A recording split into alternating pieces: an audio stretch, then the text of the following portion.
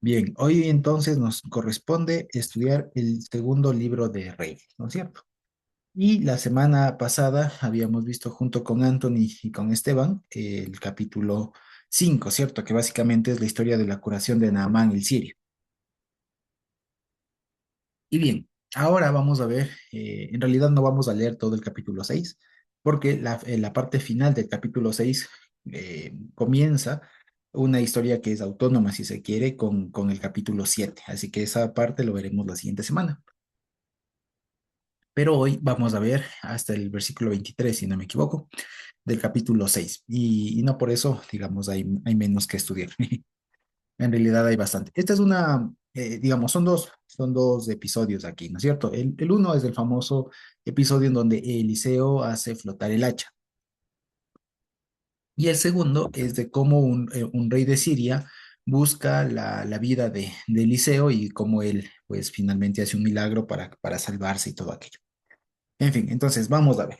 Lo primero, quisiera preguntarles así rápidamente, si solo me pueden poner así con alguna reacción por ahí, si es que de pronto nos acordamos de esta historia, de estas historias que vamos a leer ahora. ¿Sí? Así como que si pueden poner un like o alguna cosa así, como para tener una idea. ¿Sí? Bueno, entendería que es una de esas historias conocidas, ¿ya? Vamos a leerlo y vamos a ver qué podemos encontrar. Dice así. Los hijos de los profetas dijeron a Eliseo, he aquí el lugar en que moramos contigo nos es estrecho. Más que moramos, en realidad aquí dice, en que nos sentamos delante de ti. Dice, nos es estrecho. Vamos ahora al Jordán y tomemos de allí cada uno una viga, un palo, y hagamos un lugar, y aquí dice así, delante de ti, y hagamos un lugar para, para sentarnos allí, para sentarnos allí. Y él les dijo, vayan. Y dijo uno, complázate en venir con tus siervos. Y él respondió, yo iré. Se fue pues con ellos, y cuando llegaron al Jordán, cortaron la madera. Y aconteció que mientras uno derribaba un árbol, se le cayó el hierro en el agua, y gritó diciendo, ah, señor mío, era prestada. El varón de Dios preguntó, ¿dónde cayó? Y él le mostró el lugar. Entonces cortó él un palo, y lo echó allí, e hizo flotar el hierro. Y dijo, tómalo. Y él extendió la mano, y lo tomó. Muy bien, entonces, esta es la, esta es la historia entonces, ¿no es cierto? Esta es la historia finalmente de Eliseo haciendo flotar el hacha, ¿no es cierto? Y les quisiera preguntar aquí, como para que podamos participar, ¿sí? Les quería preguntar si de pronto quienes hemos de pronto escuchado esta historia y demás, quería preguntarles,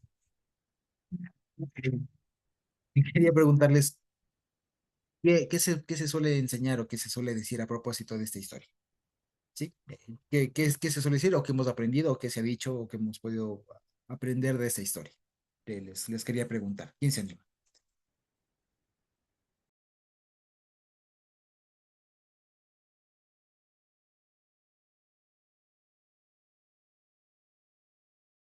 O si de pronto es la primera vez que lo leemos. Sí, pero de pronto alguien que ya lo haya leído y que nos pueda decir más o menos algo que se pueda entender de aquí, algo que se pueda, que nos acordemos de como reflexión de enseñanza de aquí.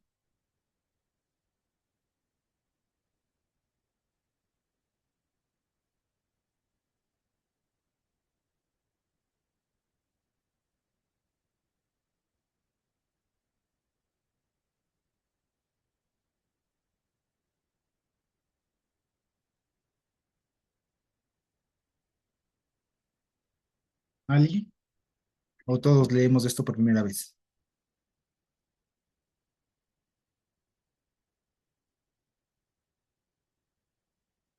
¿No? ¿Nadie? ¿Seguros?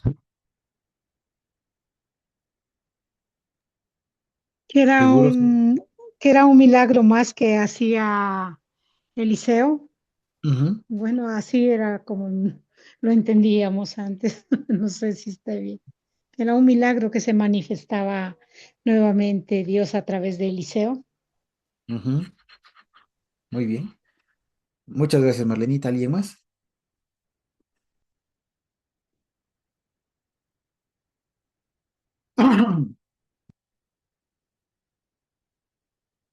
Algo que de pronto hayamos aprendido o hayamos escuchado de este episodio de aquí de Eliseo hace flotar el hacha.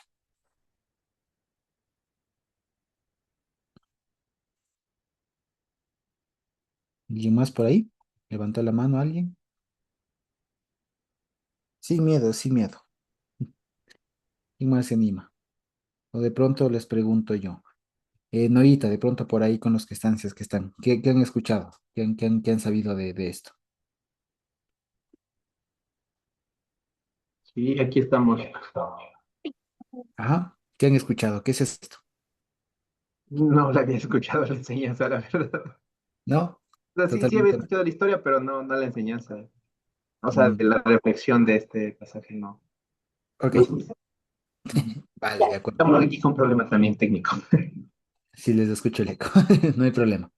Josué, Eh, ¿Sí? bueno, yo recuerdo que estaban cortando árboles y Ujú, que en una de esas pues perdieron el hacha, ¿no?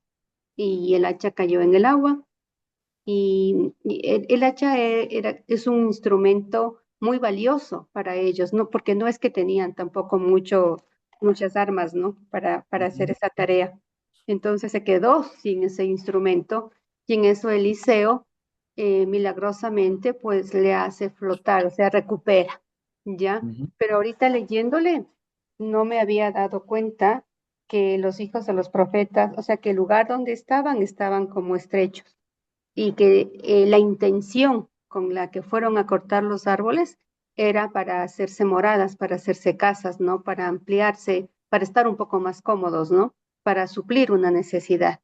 Entonces, ujú, eso me llamó en este momento la atención, el contexto en el cual se da, ¿sí? Y también me llama la atención.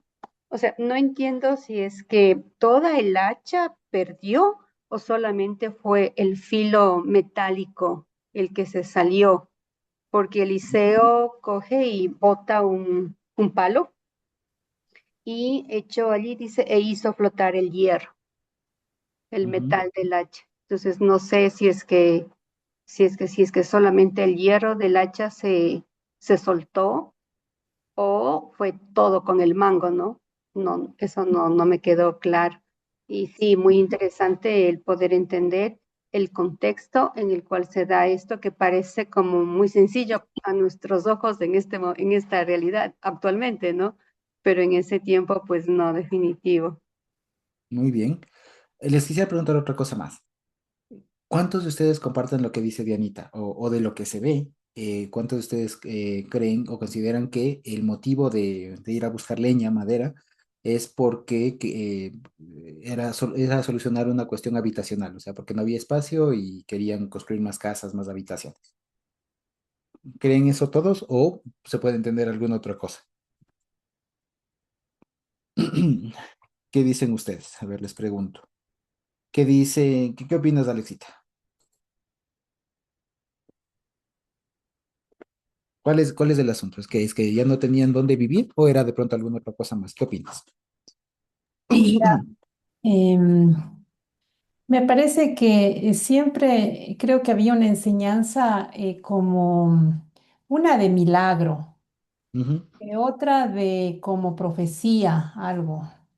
Eso es ujú, lo que recuerdo que más o menos se solía enseñar en todo lo que ujú, pasaba alrededor de los milagros que hacía Eliseo. Algo ujú, como advirtiendo lo que puede pasar o el poder o como digamos, algo que pienso que también había un movimiento como profético, entonces respaldado en lo que Eliseo hacía con el poder. Pienso que, y los milagros que se ven es como la gente atesorando eso, que también vuelva a pasar, que yo pueda hacer también esas cosas sobrenaturales. Eso un ujú, poco recuerdo que se enseñaba y como que se respaldaba el tema profético, por ejemplo, cuando había una cierta ola profética que se levantó en el país. Pienso. ujú. Muy bien, muchas gracias. Y del contexto inmediato este, que dice, ¿no? Que los hijos de los profetas le dicen que ya no hay lugar, ¿no es cierto? Que les queda muy estrecho y que van al Jordán a cortar madera, ¿qué crees que era el problema? ¿Era un problema de habitación o de otra cosa? Mm, De lo que dice el versículo 1 y 2. ¿Cuál es el versículo? Dice, he aquí el lugar en que nos sentamos delante de ti nos No es pues. estrecho. Ujú. Vamos ahora al Jordán y tomemos de allí cada uno una viga y hagamos un lugar en, Para sentarnos para ahí. sentarnos Para allí. sentarnos. O sea, pienso que hay una necesidad, ¿no? Y hay Ujú. que ir a buscar el material para resolver esa necesidad, Ya, ¿y cuál es la necesidad? el lugar, el espacio, pienso. Pero para solucionar ¿qué? ¿Habitación o alguna otra cosa más? O sea, el lugar en que están es de estrechez, el lugar en donde están ellos es estrecho. Entonces Ajá, necesitamos ir y buscar material y cada bien, uno. muy bien, exactamente. Fíjense ustedes, ahí vamos, muy bien, muchas gracias, Alexita. Fíjense ustedes, aquí les quisiera recordar una cosa que es muy importante, porque a veces nosotros siempre, y esto es algo que siempre pasa, siempre nos sentimos tentados a veces a tratar de entender, ¿no? A tratar de ver la enseñanza, a tratar de ver alguna cosa así.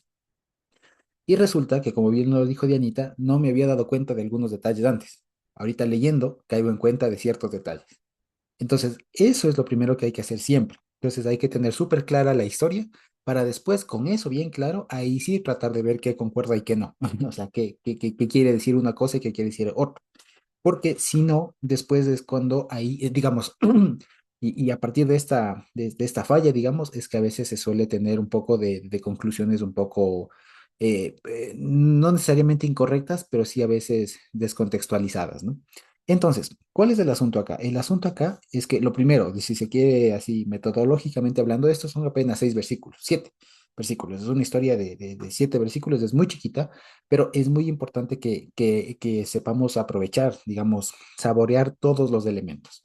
Entonces, primer elemento que nos dicen es que los hijos de los profetas dijeron algo a Eliseo. Y como bien lo dijo Alexita, pues nos presentan un problema, ¿no es cierto? Entonces, y eso es lo que detona todo lo demás. Entonces, antes de siquiera ver si es qué significa esto de la hacha o lo que fuera, hay que partir de comprender de manera suficiente o de manera clara cuál era el problema. Y ahí viene el asunto, ¿no? Y ahí viene el asunto y ahí es donde nosotros estudiamos un poco. ¿Cuál es el asunto? Si yo leo la Reina Valera y cualquier persona que lea la Reina Valera va a decir algo así como el lugar donde habitamos, ¿cierto? Entonces, si yo lo leo así, el lugar donde habitamos, pienso que es un problema de habitación. Y esto, por ejemplo, cualquier persona de ustedes que se acuerde de las historias anteriores se va a dar cuenta que, por ejemplo, por ahí en alguna historia, creo que en esta historia de la olla tóxica, ¿no es cierto? Del caldito tóxico, se habla creo que de 100 personas, de 100 hijos de profetas y eso sumen un poco familias y todo lo demás. Entonces, al parecer, cualquier persona que lea de esto se acordará de ese dato y dirá, claro, al tiempo que van pasando todas las cosas, es posible que toda esa gente se haya multiplicado, sea por familias, o sea porque se iban integrando más hijos de profetas, ¿no? Entonces, es plausible, digamos, es comprensible que, que el lugar donde se asentaban, que por lo general se suele decir que Eliseo vivía en Gilgal, por ahí, ¿no es cierto? Les haya quedado chiquito y necesitaban lugar para hacer más casas, ¿no? Y una forma de leerlo es que la solución que ellos dicen es, ya no hay espacio aquí, nos quedó corto, vamos al Jordán y allá cortamos madera y allí nos asentamos. Entonces, si yo lo leo así, parecería que se está hablando de una mudanza, de que este lugar me quedó estrecho, me quedó chiquito, y entonces hay que mover todo el campamento, todo el barrio, digamos, toda la ciudad, a un lugar más amplio, ¿no es cierto? Y ese lugar sería el Jordán. Parecería así. El asunto es que no dice así. Y el asunto es que el verbo sentarse o el verbo habitar, la shevet en hebreo, ¿no? O el verbo yashav en hebreo, de donde viene Shabbat y muchas otras cosas, significa o tiene las dos acepciones. Significa tanto sentarse, o sea, como estoy yo ahorita, o bien asentarse y de ahí vivir, ¿ya? El asunto es que ahí, por ejemplo, viene bien el tema de verlo como dice literalmente. Y resulta que literalmente dice, el lugar en que nos sentamos delante de ti. Es decir, ellos no están haciendo referencia a sus casas, sino están haciendo referencia a, como decir, al simposio o al aula, por así decirlo. Entonces, es decir, han crecido el número de hijos de profetas que están a los pies de Eliseo. Y como hace falta espacio, lo que van a hacer ellos es ir al Jordán a cortar madera y traen madera de ahí para ampliar el lugar acá en donde están ellos asentados. ¿Ya? Entonces, no es un problema habitacional, sino es más bien es un problema de, de espacio, de escuela, digamos. Entonces, el aula les quedó chiquita, por así decirlo. Entonces, el aula que tenían era pequeña y entonces necesitaban ir a buscar material en otro lado para traerlo después allá donde estaban y ahí ensanchar el lugar. ¿De acuerdo? Eso es muy importante incluso que lo veamos ahí en la redacción, ¿no? Porque ya les digo, si yo lo leo en la Reina Valera, dice, vamos ahora al Jordán y tomemos de allí cada uno una viga y hagamos allí un lugar para asentarnos. Entonces, si yo lo leo así, parecería que estoy hablando de mudanza, pero en realidad no dice así. Dice, vamos ahora al Jordán y tomemos de allí cada uno una viga y hagamos un lugar para sentarnos allí. Entonces, lo que ellos quieren es irse al Jordán para traer materiales y con eso hacer el lugar acá y ampliar el aula, digamos. Ya, eso es lo que ellos quieren. Y fíjense ustedes, y le piden, lo interesante aquí, fíjense ustedes, es que le piden autorización a Eliseo. Y Eliseo les dice, vayan. Y luego le dice uno, complázate en venir con tus siervos. Y él respondió, yo iré. Entonces, fíjense ustedes, aquí vamos viendo una cosa, porque mientras estudiaba esto y preparaba todo lo que les voy a compartir ahorita, quisiera que tengamos como en la mente una idea. Hoy no sé si ustedes han o utilizado o han escuchado esta frase de que fulanito o fulanita es un o una crack. No sé si han escuchado esa frase. Sí, y si es que alguien ha escuchado, dígame a qué se refiere. La de que digan, fulanito es un crack o fulanita es una crack. ¿Han escuchado? ¿Y quién la ha escuchado y en qué contexto se usa?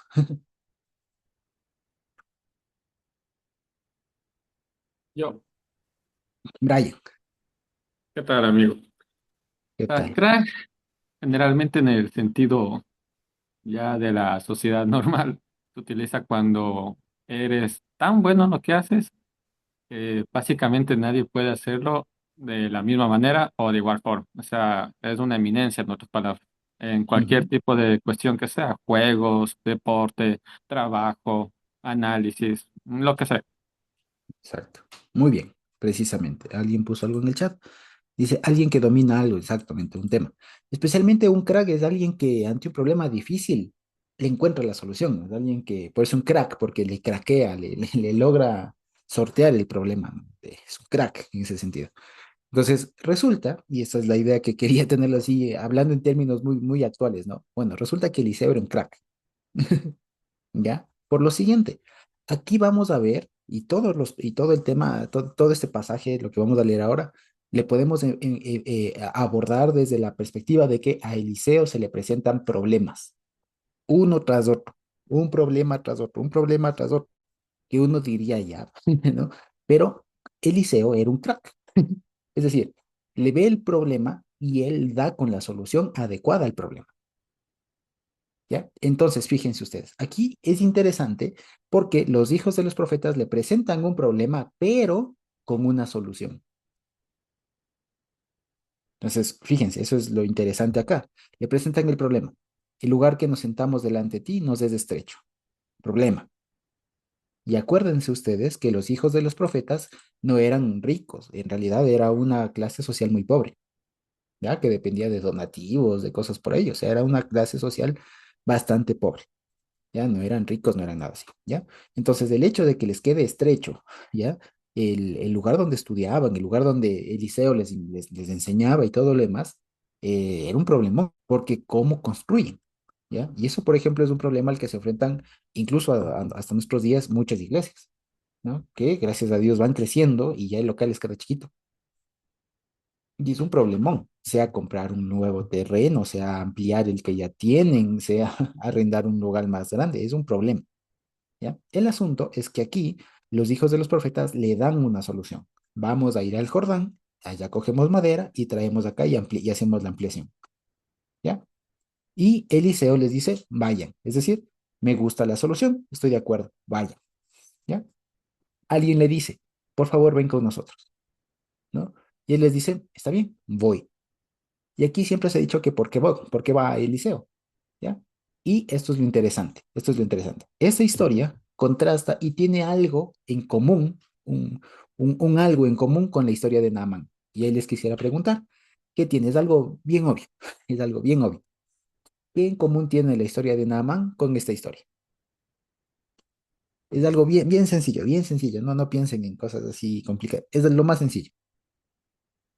¿Quién se puede dar cuenta?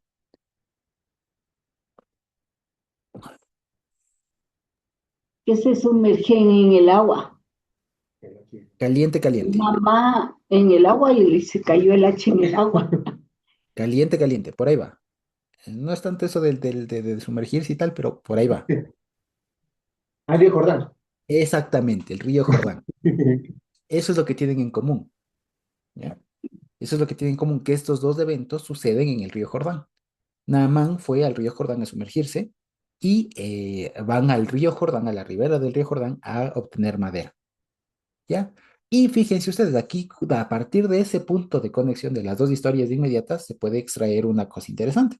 Y es lo siguiente, Naamán era una persona muy importante, era un general del ejército sirio, o sea, era una eminencia, ¿no? Era el general de la potencia, digamos, ¿no? De la potencia más cercana. Que venga a Eliseo y, si ustedes quieren, Eliseo no le niega el milagro, si se quiere. ¿Ya? Es decir, si lo vemos desde una perspectiva, el capítulo anterior era Eliseo haciendo un milagro a una persona poderosa. Y cualquiera diría o se quedaría con la sensación de que, entonces Eliseo solamente hace milagros o actúa en favor de personas de esa talla, ¿no? Pero no, fíjense que aquí vuelve a su entorno y se le presenta a Eliseo en su entorno común, cotidiano, con sus pupilos, ¿no? Pobres, nada importantes, nada rimbombantes, quiero decir. Y resulta que le dicen, por favor, anda con nosotros, y él dice, voy. Entonces, fíjense, desde aquí ya nos va presentando, a partir, esto, ojo, lo vemos a partir del mismo lugar en común que tienen, ¿no? Lugar en común que tienen, tanto lo de Naamán con esto, vemos que Eliseo no tiene problema en interactuar con alguien de talla de Naamán, como con sus pupilos, ¿ya? Entonces es una persona muy, muy, muy descomplicada, si se quiere.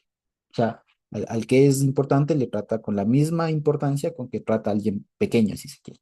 ¿Ya? Es decir, en ese caso, en ese sentido, hace mucha observancia de este mandamiento que dicen, o sea, no tratarás de manera diferente ni al rico ni al pobre. O sea, los dos los tratas iguales. Bueno, tenía este mandamiento bien claro. ¿Ya? Y ahora, ¿por qué le pedirían? La pregunta que se suele hacer es, ¿por qué piden los hijos de los profetas que les acompañen? Ya, porque en realidad no era una tarea difícil, no era una tarea sobrehumana, ¿no? Es más, si ellos vivían en Gilgal, Gilgal está a la ribera justamente del Jordán, o si fuera en Jericó, que también se suele decir, está cerca de la ribera del Jordán, de tal manera que el lugar donde ellos están yendo no ameritaba que vaya Eliseo. O sea, en realidad no ameritaba que vaya Eliseo. Pero lo que sí parece ser es que, y aquí nos va presentando otro detalle, es que Eliseo va cobrando cada vez más renombre e importancia en todo Israel, comenzando desde sus más cercanos. Es decir, desde sus hijos, desde los que estaban bajo su tutelaje, digamos, su tutela, ¿no es cierto? Los hijos de los profetas veían en él alguien de autoridad y que si por si pasa algo, está él para que solucione. ¿Ya? Entonces, fíjense cómo Eliseo va tomando una figura de autoridad, de importancia, una figura trascendente, ¿no? Trascendente en ese sentido, tanto para extranjeros como para sus más allegados, digamos. Entonces, le piden que vaya, como decir, por si acaso. Algunos estudiosos suelen decir que incluso le piden incluso como por cobertura, como para que incluso esa tarea un poco cotidiana tenga bendición, ¿ya? Porque él se sabía que donde estaba Eliseo no pasaba nada. Básicamente, o sea, si estaba Eliseo era sinónimo de estamos bien. O sea, no estamos con riquezas y todo, pero vivimos. ¿De acuerdo? El asunto es que llegan al Jordán, ¿no? Y pasa este segundo evento y dice, se fue pues con ellos y cuando llegaron al Jordán cortaron la madera. Entonces, imagínense ustedes un escuadrón de hijos de profetas, ¿ya? Cortando la madera, ¿no? Talando árboles, pues, ¿no es cierto? Y dice, y aconteció que mientras uno derribaba un árbol, se le cayó el hierro en el agua y gritó diciendo, oh, señor mío, era prestada. ¿Ya? Entonces, respondiendo a la pregunta de Dianita, no se le voló todo el hacha. Lo que se fue es, se le fue la cabeza, digamos. Se fue la cabeza del hacha y eso fue a dar al río. ¿Ya? Y recordemos que el río Jordán, si bien no es un río torrentoso, ¿no? Pero suele ser turbio y suele, en determinadas épocas del año, suele acarrear mucho lodo. De tal manera que si es que eso se cae, no, si es que algo se cae, algo es pesado, se cae, se hunde y es muy complicado encontrar. Ya si hemos visto, por ejemplo, ahora un río crecido, ahora en estas épocas de lluvia, pues es muy complicado por el lodo, no tanto por la corriente, sino por el lodo que hay en el fondo, que a veces eso hace imposible buscar o encontrar algo que se cae. ¿No es cierto? Entonces, ¿cuál es el asunto? ¿Y cuál es el problema? Primero aquí, fíjense ustedes, ¿ya? Y aquí viene el asunto de por qué Eliseo es un crack, ¿no? Una de tantas. Una, porque es que le dicen, ah, señor mío, era prestado. Entonces, fíjense, para hoy como veíamos la anterior semana, tal vez hoy, si a mí me prestan, por ejemplo, o sea, perder el hacha en esa época es como hoy que se me daña la computadora, ¿ya? Como que si yo estuviera trabajando y se me riega agua en la computadora. Digo, Dios mío, se me complicó porque es una cosa demasiadamente, o sea, no es barato, ¿ya? Y especialmente en esa época, el precio del hierro era muy alto, porque justo estos hechos están pasando en una época de transición, de donde pasaban del uso del cobre, del bronce, al hierro. Pues están cambiando incluso de era, digamos, de época tecnológica. Entonces habían pasado de la época del uso, digamos, de las herramientas de cobre, de bronce, perdón, a la época del hierro. Y como ustedes saben, en esas épocas de transición, cuando hay una nueva tecnología, siempre es caro. Entonces, el hecho de que esta persona se le haya caído la cabeza del hacha en el agua, es como que si ahorita, no sé, me prestaran una Mac M5, no sé, ya una computadora súper mega cara y se me derrama agua encima y se me funde. Entonces, es como que ya se complicó y era prestada y soy pobre y tengo que devolver, ¿no?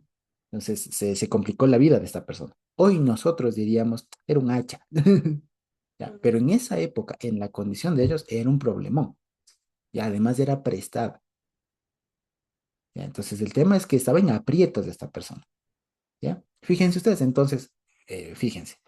Aquí, por eso les digo, Eliseo demuestra sus habilidades de crack, porque para el profeta no era ningún problema, o sea, digamos, y aquí les quiero decir una cosa, y aquí les quiero decir una cosa. Siempre va a haber muchas formas de resolver un problema. Siempre va a haber muchas formas de resolver un problema. ¿Ya? Un profesor mío de la facultad decía algo así. Vean, si por ejemplo ustedes tienen un problema de que alguien les pegó, ¿ya? De que alguien les pegó, decía, eso se puede solucionar de muchas maneras. Una es perdonándole, otra es dándole, o sea, pegándole de nuevo, y otra vez siempre se soluciona, solía decir un ejemplo muy grosero, ¿no? Contratando a alguien que vaya y lo acabe. Entonces, pero solucionarse el problema se soluciona de muchas maneras. ¿Ya? El asunto, y esa es la reflexión ya para acá, ¿no? El asunto es encontrar la solución más adecuada para el momento. Este problema tenía muchas soluciones. Y ya les digo, por ejemplo, la una, y digamos, ¿qué problema era este? Que se cayó al río y era imposible para el momento recuperarla del río. ¿Ya? No nos dice necesariamente que el río estaba crecido, que estaba lodoso, no. El asunto es que nos plantean una situación de imposibilidad. O sea, se cayó y no se puede recuperar. Entonces, ante eso, si uno lo ve desde ahorita con más calma, uno dice, ante cualquier problema, siempre hay muchas formas de solucionar el problema, ¿no? Entonces, ¿cuáles eran esas formas? Por ejemplo, la una, que Eliseo le diga, hijo, ve, vende todo lo que tienes y, y ya nada, te tocó comprar otro, ¿no? Otra que le diga, húyete, húyete y ya veremos cómo pagamos después. Luego la otra, hagamos una colecta aquí entre todos y juntos reponemos el hacha. ¿Me explico? Pero ninguna de esas eran eficientes, ninguna de esas tenían el impacto que tiene lo que va a hacer. Fíjense ustedes, ¿ya? Y lo que aquí va a hacer es hacer ¿cómo se dice? Una exposición de su habilidad sobrenatural para el momento. Y lo que él dice es, era prestada, claro. Lo que implica es que tenía que devolver. Y el asunto le dice, y Eliseo le dice, dónde cayó. Entonces, fíjense el asunto, o sea, ya les digo, cualquier persona de nosotros nos estaría pensando en, a ver, yo me lanzo al agua, yo lo busco, a ver, todos los que estamos aquí nos bajamos, ponemos una red, lo buscamos. O sea, como les digo, había muchas formas de solucionar eso, había muchas formas, pero la de Eliseo es muy interesante por lo siguiente. Dice, ¿dónde cayó? ¿Ya? Son dos palabras, ¿no? ¿Dónde cayó? Y él le muestra el lugar, y entonces Eliseo corta un palo, se dice que es como que lo hace a la medida, como que hace otro mango, digamos, ¿no? Como que lo corta a la medida y lo echa al agua. Y dice, e hizo flotar el hierro. Y dijo, tómalo, y él extendió la mano y lo tomó, ¿ya? Entonces aquí se nota que hay un milagro. Entonces, lo que les decía, ¿y por qué Eliseo es un crack? Porque es que él ve el problema, o sea, ve el problema y ve la mejor forma de solucionarlo. Tal vez no la más fácil, ¿ya? Porque seguramente con el montón de gente que había ahí no era ningún problema botarse al agua y todos ponerse a buscar, ¿ya? Porque además del río Jordán, no es que es muy hondo, profundo y tal, no, es un río más bien pequeño, ¿ya? Entonces, resulta que de las muchas formas que había de solucionar, él decide hacer la forma que sea más impactante para todos ellos y que además les demuestre que su presencia y la capacidad que Dios le dio de demostrar poder no está restringida a la gente poderosa como Naaman, que también está con ellos. ¿Cuál es la forma que él hace o utiliza para hacer eso? De cercanía con ellos, es decirle dónde cayó, y lo que él hace es botar el palo y hace flotar el hierro, ¿ya? Ahora, sobre esto, por ejemplo, hay muchas formas de explicarlo. Hay quienes suelen decir, y hay de hecho incluso hasta comentaristas judíos, ¿ya? De la época, los clásicos que se les suele decir, ¿no? Que suelen ser, como se dice, racionalizadores del milagro. Es decir, tratan de buscar una explicación lógica para el milagro. Entonces, alguno de ellos, por ejemplo, hay un comentarista que se llama David Kimhi, resulta que él propone, ¿no? Y él le explica que en realidad lo que hizo Eliseo fue cortarlo de una manera tan perfecta que coincidía el tamaño del palo con el hueco donde alzaba, con el hacha que estaba en el río, de tal manera que cuando la echó, el milagro consistió en que la trayectoria del palo fue tal que calzó directo en el hacha y eso fue lo que le hizo flotar. Eso es como explica este David Kimhi, ¿ya? Luego hay otros que dicen, ya, pero eso está como muy de fantasía, ¿no? Incluso dentro del mismo judaísmo. Y lo que dicen es, hay un problema. El asunto es cómo se entiende cómo se puede entender el milagro. ¿Cómo se puede entender el milagro? Porque resulta que para que flote el hierro tendría que perder su naturaleza, tendría que cambiar de naturaleza porque el hierro por sí mismo es pesado y solamente cuando cambia de naturaleza, o sea, o cambiando de naturaleza es que el hierro podría flotar. Y lo que algunos intentan decir eh, es que lo que el milagro consistiría es en que se hizo como un intercambio de material, digamos. Entonces, como que Eliseo bota el palo, que normalmente flota, ¿no es cierto?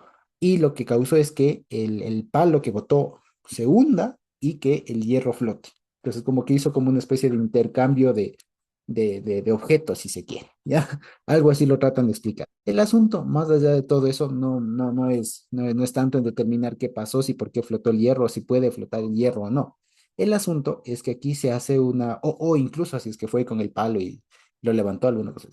Más allá de eso, el asunto es que aquí se demuestra que Eliseo ejecuta también una obra poderosa junto o digamos en favor de unas personas que son totalmente contrarias a Naamán. O sea, digamos, que no tienen la importancia, talla, digamos, que tendría Naamán en su tiempo.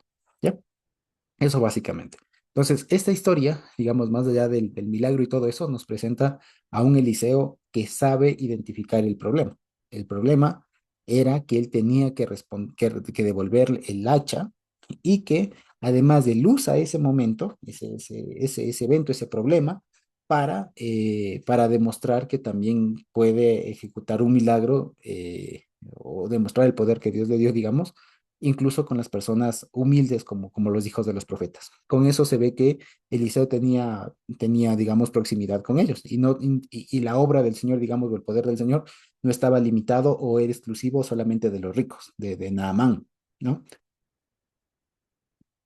Y por otro lado, también se suele decir que esta historia un poco intenta, como suelen decir algunos, como limpiar o digamos aclarar un poco el nombre, si se quiere, de Eliseo. ¿Por qué?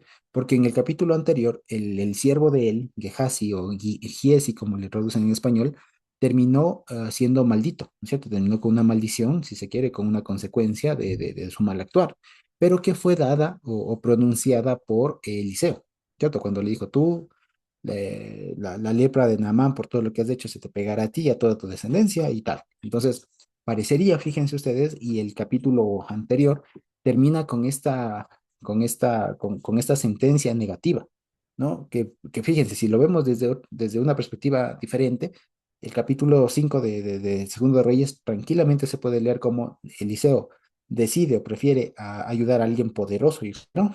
Y termina maldiciendo a un nacional y pobre, ¿ya? Entonces, si es que digamos que ya sabemos que eso no necesariamente es así, que son sus matices y todo, pero están esos elementos ahí. Y lo que algunos sugieren es que también, además de lo que hemos visto, este pasaje de aquí sirve para demostrar también que Eliseo tenía más bien su apego, su responsabilidad, incluso con los hijos de los profetas, con personas que eran, digamos, bastante humildes y digamos que no presentaban ninguna pomposidad ni nada por el estilo. Entonces nos presenta un profeta bastante popular, si se quiere, o bastante asequible al pueblo. ¿De acuerdo? Luego, en cuanto a la estructura de este capítulo, de este pasaje, digamos, es bastante interesante porque se da a través de diálogos, se da a través de diálogos. No nos cuentan tanto las historias, no nos cuentan una historia, sino nos está contando a partir como de un guión, de una de una novela. Por eso, si ustedes se fijan, siempre intento que en las traducciones que tengamos, cuando alguien habla, esté como que esté recorrido en el texto, ¿no? Como para que veamos qué parte corresponde al diálogo o el discurso de alguien. ¿De acuerdo? Entonces, si lo vemos acá, este pasaje es muy interesante porque son dos diálogos. El uno que tiene Eliseo con el que le invita y el otro el que tiene Eliseo con el que se le cae el hacha. Eso básicamente. Entonces, es una historia de un milagro, como les digo, que presenta a Eliseo muy cercano a los suyos, muy cercano a una persona totalmente contrastante o personas totalmente contrastantes con el general Naamán. ¿De acuerdo? Eso básicamente. Luego, ya sobre el tema como les decía, de la flotada y todo lo demás, no queda más que decir, sino que es un milagro. Si nos ponemos un poco a intentar racionalizarlo, pues es bastante complicado. Y es mejor saber qué es eso, es un milagro y ya está. Y hay una frase que se va a repetir mucho más adelante. Él extendió la mano y lo tomó. Literalmente dice ahí, él envió la mano y lo tomó. ¿Ya? Lo interesante, fíjense de aquí también, es que no nos cuentan si finalmente terminaron pudiendo hacer la ampliación del lugar que querían o qué pasó. Si devolvió el hacha, si no devolvió el hacha, no nos cuentan más. Lo interesante es aquí el milagro, ¿ya? Eso básicamente. Ahora, el siguiente pasaje es también bastante particular. Lo siguiente. El rey de Siria hizo guerra contra Israel y tomando consejo con sus siervos dijo, en tal y cual lugar estará mi campamento. Y el varón de Dios envió a decir al rey de Israel, guarda de no pasar por tal lugar, porque los sirios han descendido allí. Y el rey de Israel envió al lugar que el varón de Dios había dicho y vigiló allí y no una ni dos veces. Y el corazón del rey de Siria se fastidió por esto y llamó a sus siervos y les dijo, ¿no me declararán quién de los nuestros es del rey de Israel? Entonces uno de los siervos dijo, no, rey señor mío, el profeta Eliseo que está en Israel, declara al rey de Israel las palabras que tú hablas en tu dormitorio. Y él dijo, vayan y vean dónde está para que yo envíe a capturarlo. Y le fue dicho, he aquí que él está en Dotán. Entonces envió allá caballos, carros y un gran ejército, quienes vinieron de noche y visitaron o sitiaron la ciudad. Y madrugó al levantarse el servidor del varón de Dios y salió, y he aquí un ejército rodeaba la ciudad y caballos y carros. Y su muchacho le dijo, ah, señor mío, ¿cómo haremos? Y él le dijo, no tengas miedo, porque más son los que están con nosotros que los que están con ellos. Y oró Eliseo y dijo, te ruego, oh Señor, que abra sus ojos y vea. Entonces Hashem abrió los ojos del muchacho y miró, y he aquí que el monte estaba lleno de caballos y de carros de fuego alrededor de Eliseo. Entonces ellos, los sirios, descendieron a él y Eliseo oró al Señor y dijo, hiere ahora con ceguera a esta gente. Y los hirió con ceguera conforme a la palabra de Eliseo, y Eliseo les dijo, no es este el camino, ni es esta la ciudad. Caminen detrás de mí, y yo les conduciré hacia el hombre que buscan. Y los siguió y los guió a Samaria, los guió a Samaria. Y sucedió que cuando llegaron a Samaria, Eliseo dijo, Hashem, ha sido sin ti le guió.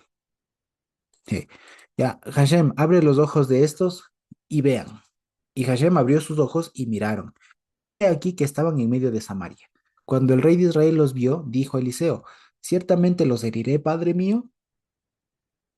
Y él respondió, no hieras, ¿herirás a los que tomaste cautivos con tu espada y con tu arco? Pon delante de ellos pan y agua para que coman y beban y vuelvan a su señor. Entonces se les preparó una gran comida y cuando había comido y bebido, los envió y ellos se volvieron a su señor y nunca más vinieron bandas de Siria a la tierra de Israel. Bien, datos, algunas cosas que debemos saber de este pasaje. ¿Ya? Como les decía, primero hay que tener clara la historia. Aquí nos cuentan de un rey de Siria. Hay algunos personajes, ¿no? Hay el rey de Siria, hay sus consejeros, aparece también este Eliseo, aparece un siervo de Eliseo, aparece el rey de Israel, ¿de acuerdo? Y si ustedes se fijan, es otra de las historias como las que leíamos en el libro de Primero de Reyes, de quienes los nombres de los reyes no se dicen. No se sabe quién es el rey de Israel, ni se sabe quién es el rey de Siria. No se los nombra. De ahí que algunos suponen que no sea cronológicamente ubicada, digamos, bien ubicada esta historia, ¿ya? Es decir, no estamos en el contexto inmediato, ¿ya? ¿Por qué? Porque realmente aquí parece que Eliseo tiene algún buen trato con el rey de Israel, que le ayuda, ¿no? Y si nos acordamos, los reyes que estamos viendo ahorita, los descendientes de Acab especialmente, ¿no es cierto? Joás, si no me equivoco, resulta que eran enemigos de Eliseo. Entonces, no cuadra que Eliseo le esté ayudando. Por lo tanto, algunos sugieren que el rey de Israel que esté aquí, que es el que se haya, que es con quien haya tenido este diálogo y todo lo demás, sea Joás, ¿ya? O Jehú, perdón, sea Jehú, ¿ya? El rey que estuvo casi vivo hasta que Eliseo murió, ¿ya? Jehú. En todo caso, más allá de quién haya sido, el asunto es que lo que sí sabemos es que son dos reyes incógnitos, no se sabe, dos reyes anónimos, pero que vivieron en el tiempo de Eliseo. Y con quienes, y digamos, con el rey de Israel, era alguien con quien Eliseo sí tenía algún contacto, ¿ya? No eran necesariamente los descendientes de Acab, con quienes sí había un lío, ¿de acuerdo? Entonces, fíjense ustedes, aquí también llama la atención una cosa, porque lo que aquí podemos ver es que el rey de Siria intenta poner una como emboscada, si se quiere, ¿no? Como emboscadas en algunos caminos de Israel. Y esto es lo que frustra a Eliseo, ¿no? Entonces, cuando en el versículo 8 dice, en tal y cual lugar estará mi campamento, llama mucho la atención porque aquí la pregunta que surge es, ¿para qué el rey de Siria quería poner estos como lugares de acecho, ¿no? De asedio. Y mucho se ha dicho el tema, y es que en esa época sí había cierta tensión, digamos, entre Siria e Israel, pero no como para que Siria intente, este, conquistar a Israel como tal, sino que queda un poco raro el tema, digamos, queda un poco como en el aire el tema de por qué pasaba esto. Lo que sí se sabe es que posiblemente estos campamentos que tenían por ahí eran posiblemente para capturar ciertos convoys, si se quieren, ¿no? Ciertas tropas de Israel o como para intentar capturar, incluso algunos dicen al rey de Israel, en realidad. ¿Ya? Que como se ve, incluso se vio en ese capítulo donde se alían el rey de Israel y el rey de Judá y salen a la guerra y lo que querían es solo matarle al rey, ¿no es cierto? ¿Se acuerdan ustedes? Cuando muere Acab, justamente. Eh, la idea de ahí es que Siria tenía como que todavía la intención de matar al rey de Israel. Entonces, cuando pone él lo que estaría poniendo Siria es como que lugares de sitio en los caminos para emboscar de alguna manera al rey de Israel y matarlo, y con eso tener algún poder sobre Israel y poder invadir alguna cosa así. Con todo esto queda todavía un poco oscuro, ¿ya? No es como que el texto nos diga precisamente la intención detrás de estos campamentos ocultos. Lo que importa para la historia es que esto fue una estrategia, si se quiere, secreta del rey de Siria, Aram en hebreo, ¿no? Del rey de Siria, pero resulta que Dios le revela de alguna manera a Eliseo, ¿ya? Y aquí queda claro que Eliseo tiene, como suelen decir algunos, ¿no? Tiene clarividencia, es decir, él tiene de alguna manera un poder sobrenatural de parte del Señor que le permite saber incluso las estrategias del enemigo, aún en su lugar más oscuro, más secreto, ¿ya? Ahora, sobre cómo Eliseo se pudo haber enterado de esto, hay quienes, como les decía, intentando racionalizar el tema, lo que sugieren es que entran en juego los hijos de los profetas. Como tenía a su cargo, dicen algunos, ¿no? Tanta gente, Eliseo, tantos hijos de profetas, no es diferente, no es raro, digamos, que ellos hayan servido como una especie como de agencia secreta, de agencia secreta que se movían entre todos los lugares y sabían y por ese lugar como, y digamos, en ese sentido hacían como inteligencia, ¿no es cierto? En toda esa zona, y por eso es que Eliseo sabía.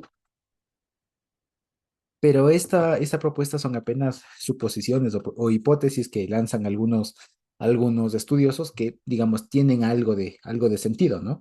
Es decir, o sea, tratando de racionalizar la cosa, o sea, tratando de verlo de una manera un poco más realista, de cómo Eliseo se pudo haber enterado de ese plan, ¿no es cierto? De ese plan del rey de Siria. Una razón, digamos, una forma eh, racional, digamos, real, de que pudo haber pasado es que haya tenido informantes. ¿No es cierto? O sea, ¿cómo me voy a enterar de algo que solo saben ahí los del Pentágono? Bueno, una, Dios me reveló, o dos, tengo contactos que me permiten saber lo que están hablando allá adentro. Así de sencillo. Entonces, quienes se van por este segundo lado piensan que aquellos que servían como de inteligencia, de infiltrados, si se quiere, y todo lo demás, de espías, eran estos hijos de los profetas, ¿no? En todo caso, el asunto, más allá de eso, y parece que como está redactada la historia, en realidad lo que se resalta es la capacidad de Eliseo de prever las cosas, ¿no? Es decir, Dios le dio a Eliseo también, entre otras cosas, también la capacidad de ver más allá, o sea, de saber cómo está en la situación, ¿ya? De saber entender bien la cosa, ¿ya? Y aquí fíjense ustedes que él, el varón de Dios, como se le llama aquí, el Eliseo, manda a decir al rey de Israel que no pases por tal y tal lugar, porque los sirios han descendido allí, ¿ya? Y vale la pena decirlo aquí, este verbo de aquí, desde que han descendido, ¿ya? Si no me equivoco, es un verbo muy poco utilizado en la Biblia, ¿ya? Al igual que el verbo que se utiliza arriba para cortar árboles, son dos verbos que se utilizan muy poco en la Biblia con ese sentido, lo que da a entender que estas historias vienen de un dialecto propio de las tribus del norte. ¿Ya? Esto en español ya se pierde lastimosamente, pero hagan cuenta que son palabras muy propias de las tribus del norte, así que estos son historias que vienen de allá, son propias de allá, no son cosas que escribieron los de Judá, sino que son historias heredadas de las tribus de Israel, ¿ya? Y esto se sabe por el dialecto que utilizaban, por algunas palabras que utilizaban, como esta que les digo de cortar, el verbo que aparece por allá de arriba, de cortar los árboles, es una palabra que solo aparece con ese sentido ahí, ¿ya? Y que eso da cuenta de un dialecto propio de los del norte, ¿ya? En todo caso, Eliseo lo que hace es decirle, ¿no? Cuidado, no pases por aquí porque los sirios están ahí, y dice que el rey de Israel, ante esa advertencia, envía gente al lugar que el varón de Dios le había dicho y vigiló allí, y no una ni dos veces. ¿Eso qué quiere decir? Aquí fíjense ustedes que es muy interesante que, que se diga que el rey de Israel envíe, ¿no? Es decir, mandaría soldados, mandaría tropas, mandaría gente para que vaya a verificar si es cierto lo que decía Eliseo, ¿ya? Y al parecer esta comunicación no fue una sola vez, por eso dice que no una ni dos veces, dice así literalmente, es decir, fue una comunicación más bien constante de cómo finalmente Eliseo iba frustrando los planes de los arameos de capturarse a los ejércitos o al rey de Israel o a lo que sea, pero les iba frustrando todos sus planes, ¿ya? Y lo que hacía el rey de Israel es verificar esos puestos de avanzada, si se quiere, de los sirios.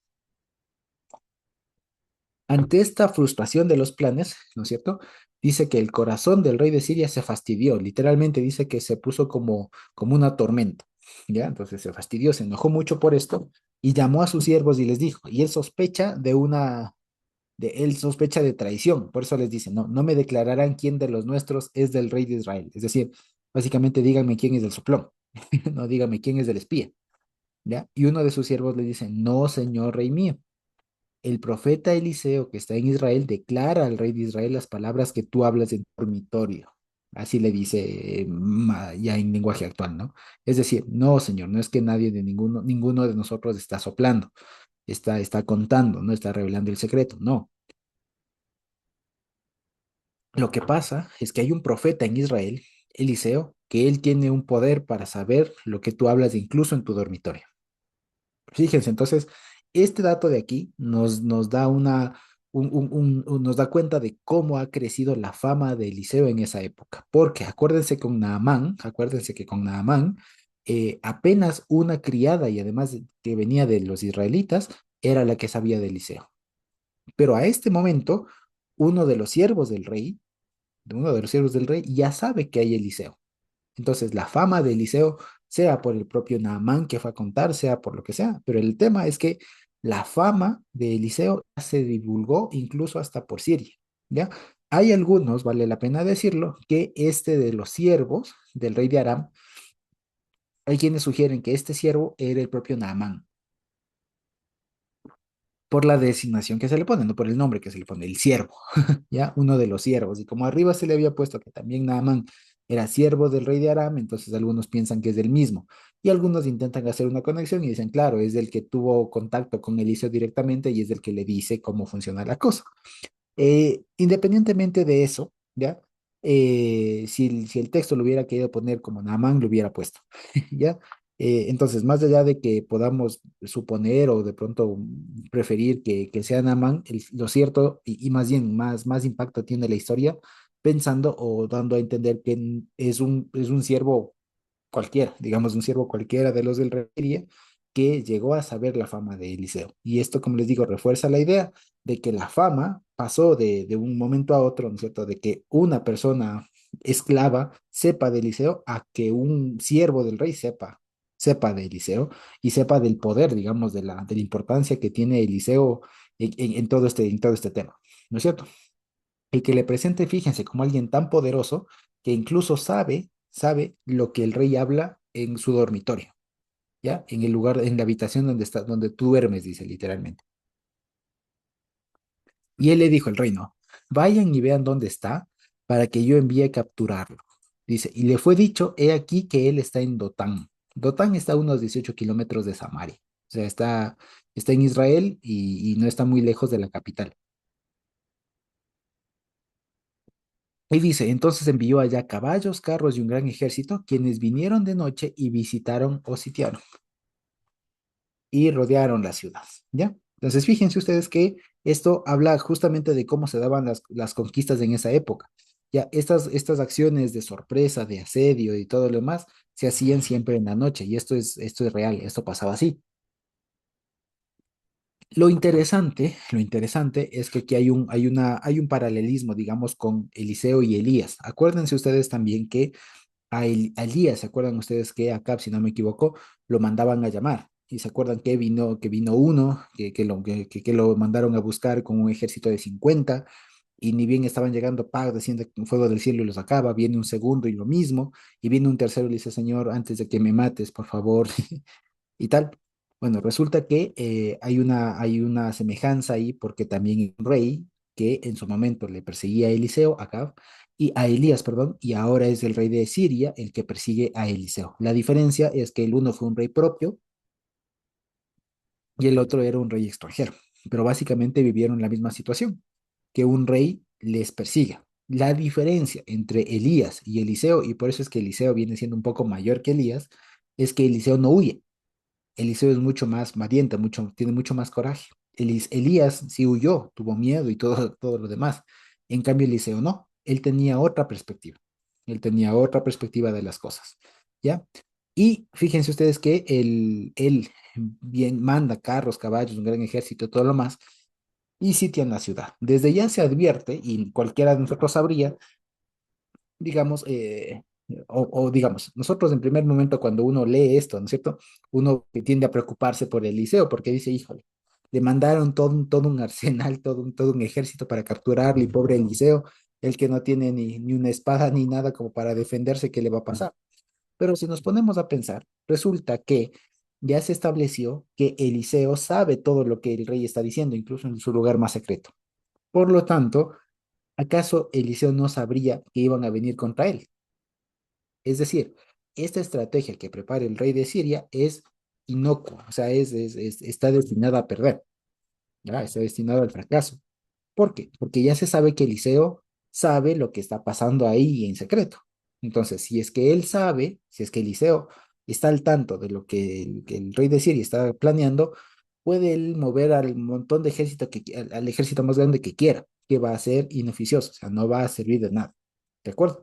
Entonces, esto de enviar un gran caballo y un gran ejército y todo lo demás, sirve solo para demostrar ¿cómo se dice?, la insensatez del rey de Siria, ¿no? Que ya les digo, es como, no sé, es como que si aquí, por ejemplo, digan ustedes, cualquier presidente del país que ustedes quieren aquí, dijera, bueno, tenemos un soplón, tenemos un infiltrado y sabemos que todo lo que se dice aquí ya se conoce en redes sociales y todo lo demás. Bueno, entonces, vamos a hacer esto.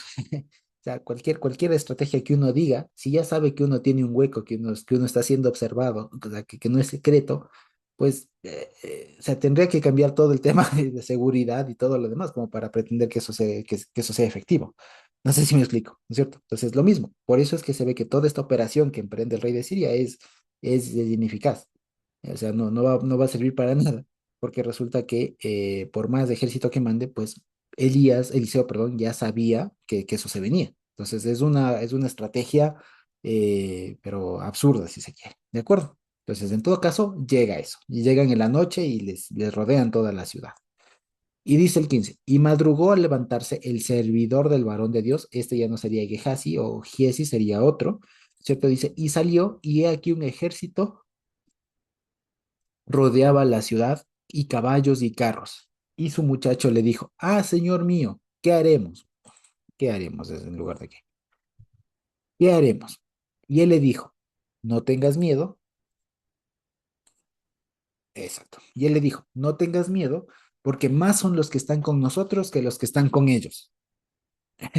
Ahora, yo me imagino, y pongámonos un momento, y es lo que sigue de la historia, nos van a contar y nos lo están contando desde los ojos, no de Eliseo, sino desde los ojos del muchacho de Eliseo, del siervo, del sirviente de Eliseo, ¿ya? Ahora, pongámonos en esos zapatos, en esas sandalias. Yo me levanto un día cualquiera, ¿no es cierto? A la ciudad, soy siervo del liceo, no sé, prepara la comida, cualquier cosa. Estoy ahí y yo que me levanto alzo los ojos y veo ahí un montón, un campamento, carros, todo un ejército ahí. Explico. Mi primera reacción diría, ya, ¿qué hacemos aquí? Esto ya es inútil, ya nos morimos, ya no hay nada más que hacer, ya todo está perdido, ya, o sea, apague y vamos, ¿no es cierto? Y eso va y le cuenta a Eliseo. Le dice, oh Señor mío, ¿qué haremos? Y esto, fíjense, es una frase que conecta también con lo que le dije del hacha. Ah, Señor mío. Fíjense, entonces lo que aquí le están planteando es otro problema. Oh Señor mío, estamos rodeados. Ya, ¿qué hacemos? ¿Nos rendimos? ¿Qué hago? ¿Peleamos? ¿Qué hacemos? O sea, estamos perdidos. Esto es un problema sin solución. Esto es un problema, es una cosa imposible de solucionar. Y fíjense cómo le responde Eliseo. Él le dijo, no tengas miedo, porque más son los que están con nosotros que los que están con ellos. Se nota que aquí hay una pausa, ¿no? Aquí hay una pausa entre esto que dice y lo que va a decir Eliseo. Y se nota, como les decía, si nos ponemos en los zapatos, en las sandalias de ese siervo, dirían, ¿cómo que más son los que están con nosotros? No estás viendo todo el arsenal que tienen esas personas, carros, caballos, un ejército enorme, y nosotros somos aquí un poquito, o sea, y no veo nada, o sea, no veo nada. El asunto es no veo, no veo, no veo nada. Y Eliseo dice que ora y dice, te ruego, oh Señor, que abra sus ojos y vea. ¿ya? Entonces el Señor abrió los ojos del muchacho y miró, y he aquí que, que el monte estaba lleno de caballos y de carros de fuego alrededor de Eliseo. Fíjense ustedes, entonces aquí cambia ya el matiz, ¿no es cierto? Porque, como les decía, si es que nosotros lo vemos y esto lo estamos viendo solamente desde los ojos del muchacho, ¿no? Primera vista, estamos rodeados, todo está perdido, no hay nada que hacer. Eliseo le dice, tranquilo, nosotros tenemos más gente. Si fuera por número, nosotros somos más. Él no lo entiende en un primer momento y le dice, te pido, Señor, que abras los ojos, que abras los ojos, ¿ya? Y de eso justamente se acuerdan que hablábamos del día de ayer en Lucas, ¿no? Te pido que sus ojos sean luz, hablando en términos de Lucas, ¿no? Te pido que sus ojos sean luz, ¿no? Que vea. Y resulta que cuando ve otra realidad, ve una realidad, si ustedes quieren, ve la realidad espiritual y ve más allá de los caballos y de los carros de fuego, ¿no es cierto? Alrededor del liceo ve el respaldo de Dios, que esto es a donde se tiene que ir, ¿no es cierto? Porque acuérdense que esto de caballos y carros de fuego, evidentemente nos van a llevar a la memoria, o nos traen a la memoria la forma en la que Elías fue apartado de Eliseo. ¿Se acuerdan ustedes que lo hablábamos en su momento? Y veíamos que la mención de caballos y carros de fuego no son otras cosas, sino la presencia y, digamos, ineludible de Dios ahí, ¿no es cierto? Entonces, lo que está diciendo aquí básicamente es, y lo que pudo ver, pudo distinguir, pudo entender esta persona es que, ah, Eliseo no está solo, Eliseo está con Dios y si Dios con nosotros, tras nosotros. Eso es básicamente lo que vio. Y esto es algo maravilloso, ya les digo, es algo maravilloso porque nos da una muestra, digamos, de lo que les decía. Eliseo es un crack, Eliseo es un crack, porque él, imagínense ustedes, o sea, ve el batallón ahí que viene por él y no se mosquea, o sea, ni se mosquea. Él solamente dice, tranquilo, no va a pasar nada, tranquilo, no va a pasar nada porque yo sé cómo funciona esto. ¿Ya? Entonces, fíjense, o sea, lo que siempre y me llama mucho la atención de Eliseo es que el hombre tiene un manejo y tiene un conocimiento tal del Señor que no se mosquea, o sea, ni Elías actúa así. Ya les digo, cuando a Elías le comenzaron a perseguir, él huyó y Dios tuvo que confortarle como un ángel y todo lo demás para que regrese y adquiera fuerzas y vaya y no claudique, ¿no? En cambio, aquí Eliseo le vienen a perseguir un rey extranjero con un montón de ejército y todo lo demás, y él ni se mosquea, y dice, tú tranquilo, no tengas miedo. ¿Ya? Señor, muéstrale, muéstrale. Y le abre los ojos al muchacho y ve. ¿Y qué ve? En otras palabras, en pocas palabras, ve el respaldo de Dios con Eliseo. Y él dijo, bueno, sí, ya aquí ya sé que no sé cómo, pero el asunto es que no va a pasar nada. Entonces dice, fíjense el relato. Entonces los sirios descendieron a él y Eliseo oró al Señor y dijo, hiere ahora con ceguera a esta gente. Y los hirió con ceguera conforme a la palabra de Eliseo. Fíjense ustedes, les dio ceguera. Entonces, aquí lo que se suele decir, y esto es un milagrazo, ¿no es cierto? Es un milagrazo, que si imagínense toda esa cantidad de gente bajando así ya a matar, y de pronto Eliseo tan sencillo como, Señor, hazlos ciegos. Y ¡plum! Todos se quedaron ciegos. Ahora, ¿qué pasa? ¿Cuál es una opción a esto, una explicación a esto? Por la palabra que se utiliza ahí en hebreo, que tiene que ver no tanto con ceguera, sino como con un resplandor, lo que parece es que les causó una afección en la vista, no necesariamente ser ciegos como tal, o sea, como que si estuvieran con los ojos cerrados, sino que les causó ¿cómo se dice? Como una imposibilidad en la vista. ¿Qué les causó? Es algo que se llama, aquí les digo, agnosia. ¿Ya? Que agnosia, según sugieren algunos, es la incapacidad para reconocer e identificar ciertos objetos, personas, sonidos o sensaciones previamente familiares, a pesar de tener los sentidos y la memoria funcionalmente intactos. Dice, fíjense, se produce por lesiones cerebrales en áreas de asociación sensorial. El diagnóstico es clínico y tal, pero básicamente es eso, es una dificultad para identificar, eso digamos, es una condición que tienen algunas personas en donde están viendo, pero no identifican, no identifican, están viendo ahí y tal. De hecho, a propósito de una serie que se hizo famosa hace un tiempo, se puso en la escena, digamos, una condición, por ejemplo, que tienen muy pocas personas en el mundo, pero que existe, que consiste en que unas personas, ya no me acuerdo el nombre de la condición, pero era un tema de que hay una condición que no permite que las personas distingan entre aves. O sea, ven un pájaro, pero no distinguen entre una gallina y un avestruz. Así, o no distinguen entre un águila y un pato. No distinguen, solamente ven pájaros. Y les cuesta mucho y no pueden distinguir, ¿ya? Y eso es una condición real. Entonces, lo que aquí les dio a estas personas, al parecer, no es necesariamente ceguera, que no veían, sino les dio agnosia, es decir, les hizo que no puedan reconocer las cosas. O sea, tranquilamente veían, pero no distinguían, no podían, o sea, no reconocían un árbol de una persona, o sea, veían, pero no veían, quiero decir, ¿ya? Eso es lo que parece que les dio, más allá de ceguera, ¿ya? Y esto les digo por la palabra que se utiliza ahí en hebreo, ¿ya? Una vez más, se llama agnosia, ¿de acuerdo? Entonces dice, y los hirió con ceguera, entiéndase, ¿no es cierto? Conforme a la palabra de Eliseo, y Eliseo les dijo, no es este el camino, ni es esta la ciudad. Caminen detrás de mí y yo les conduciré hacia el hombre que buscan. Y aquí es interesante porque, como ya lo leímos, al hombre al que les dirige Eliseo es al rey de Israel. De ahí que, si volvemos los ojos al inicio de la historia, se ve que en realidad el rey de Siria estaba poniendo todas esas tropas y todo lo demás ahí, no para capturar otra cosa, sino al rey. ¿Ya? Por eso es que Eliseo les dice, a ver, ustedes no vienen detrás de mí, ¿ya? Yo soy, digamos, la presa o, digamos, el objetivo secundario de su rey. El que realmente quieren ustedes es el rey. Entonces, yo voy y les conduzco donde ellos. O sea, que lo que Eliseo le está diciendo es, conmigo no es. Les voy a llevar contra quien realmente ustedes quisieran capturar.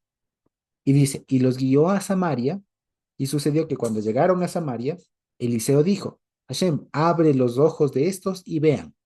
Y Hashem abrió sus ojos y miraron, y he aquí que estaban en medio de Samaria. Entonces, fíjense, cuando ellos recobran todo su sentido de la vista, o sea, que están en Samaria, ya en la capital, ¿de acuerdo?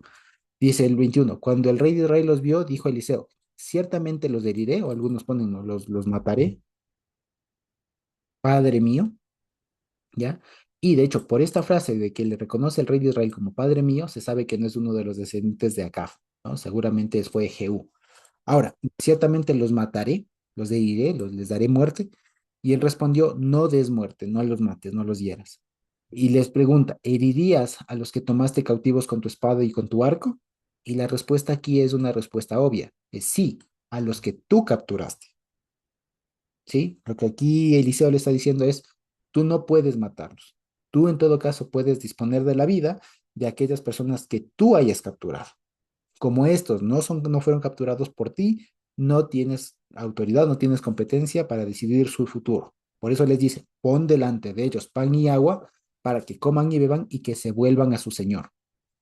Entonces se les preparó una gran comida y cuando habían comido y bebido, los envió y ellos se volvieron a su señor y nunca más vinieron bandas de Siria a la tierra de Israel. Entonces, ¿por qué les decía, no es cierto, finalmente, que Eliseo es una persona muy inteligente, muy estratégica, muy pilas? Porque a él no le costaba nada, imagínense ustedes, decir, caiga fuego del cielo como Elías, ¿no es cierto? Caiga fuego del cielo y que consuma todos estos.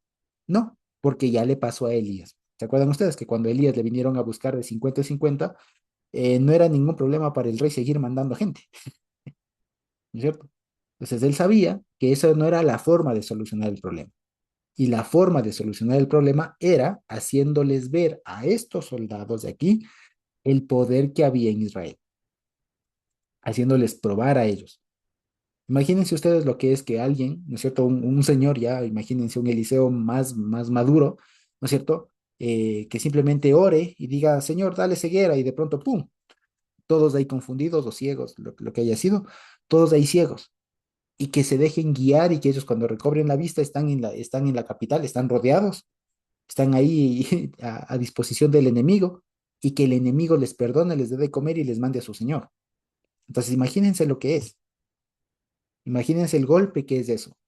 De tal manera que lo que iba a decir todo ese escuadrón es, no, Eliseo, o sea, en Israel hay un profeta. En Israel hay un profeta que es muy poderoso, que por un lado sabe lo que estamos tramando y por otro lado, incluso cuando fuimos contra él, no tuvo toda la oportunidad de matarnos y de acabarnos las veces que quiso, pero no lo hizo. Y eso demuestra cuán poderoso es él. Por lo tanto, no conviene que nos volvamos a meter con Israel.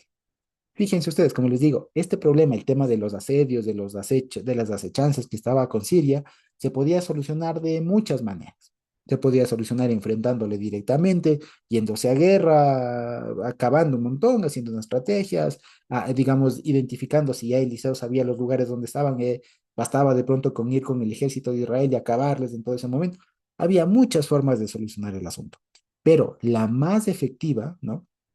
La que más resultado daba era esta, que es decir, déjenles que vengan, déjenles que me quieran coger a mí y no se preocupen. Es más, les capturamos, les hacemos un acto milagroso, por así decirlo, ¿no? Les dejamos ciegos, les abrimos los ojos en Samaria cuando están rodeados en la capital, les damos de comer y les mandamos a su señor para que cuenten todo lo que vieron. Entonces es una cosa, pero extraordinaria, como les digo. Cualquiera de nosotros actuaría de otra manera. Ante el momento del asedio, por ejemplo, como les digo, este Dotán donde estaba él, estaba a unos 18 kilómetros de Samaria. Entonces, relativamente no estaban lejos de pedir ayuda, ¿ya? Entonces, por eso es que incluso algunos pues, sugieren que cuando Eliseo le dice, no, tú no tengas miedo, más son los que están con nosotros que con ellos, algunos sugieren que o sea, a primera vista, ¿no? En primer lugar, este siervo pudo haber pensado que iba a pedir ayuda de Samaria, ¿no? Como estaban cerca de la capital, dijo, bueno, pueden haber pedido ayuda por ahí y puede que nos vengan a ayudar y todo, ¿ya? Entonces, resulta que no, resulta que no, que la estrategia que tenía Eliseo era otra y era demostrar el poder de Dios de otra manera. De ahí que fíjense ustedes, esto es lo que les comentaba ayer en Lucas. Eliseo a la final tenía ojo clínico, ¿ya? Tenía ojo clínico porque ante unos problemones, ante unos problemas imposibles de estos que parece que no tienen solución, daba con la solución adecuada, ¿ya? No necesariamente la más fácil, ¿ya?